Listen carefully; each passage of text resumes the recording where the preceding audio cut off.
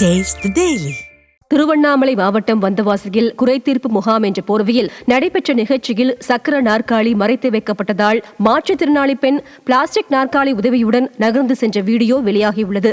அதிகாரிகளும் இதனை கண்டும் காணாமல் அமர்ந்திருந்தது அங்கிருந்தவர்களிடையே அதிர்ச்சியை ஏற்படுத்தியது. ஸ்டாலினின் ஃபெயிலியர் மாடல் அரசு விளம்பரத்திற்காக மட்டுமே இதுபோன்ற முகாமை நடத்துவதாக மக்கள் குற்றம் சாட்டினர். திருவாரூர் அரசு மருத்துவக் கல்லூரி மருத்துவமனை வளாகத்தில் கோரிக்கைகளை நிறைவேற்ற வலியுறுத்தி தமிழ்நாடு அரசு அனைத்து மருந்தாளுநர் சங்கத்தினர் ஆர்ப்பாட்டத்தில் ஈடுபட்டனர். காலி பணியிடங்களை நிரப்ப வேண்டும், பழைய பென்ஷன் திட்டத்தை அமல்படுத்த வேண்டும் என போராட்டத்தில் ஈடுபட்டவர்கள் கோஷமிட்டனர். ஸ்டாலின் ஃபெயிலியர் மாடல் ஆட்சியில் அனைத்து தரப்பினருக்கும் போராட்டமே வாழ்க்கையாகி உள்ளதாக குற்றம் சாட்டப்படுகிறது. கன்னியாகுமரி மாவட்டம் கரையான்குழி பகுதியில் புதுப்பிக்கப்பட்ட அங்கன்வாடி மைய கட்டிடத்தை அதிமுக சட்டமன்ற உறுப்பினர் என் தளவாய் சுந்தரம் திறந்து வைத்தார்.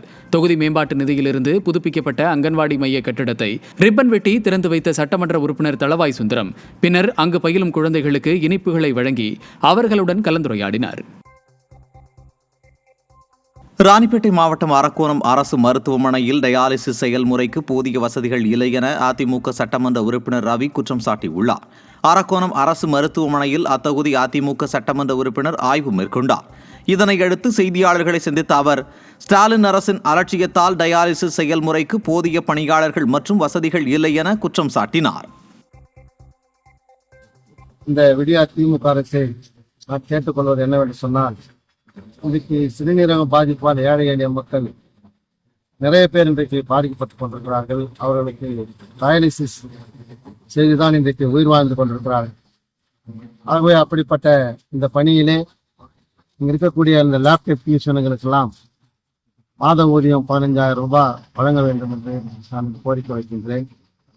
அது மட்டுமல்ல, கூடுதலாக இங்கே 2 லேப் டெக்னீஷியன் அந்த டயாலிசிஸ் டெக்னீஷியனை பணியமர்த்த வேண்டும் என்றும் நான் கோரிக்கை வைக்கின்றேன்.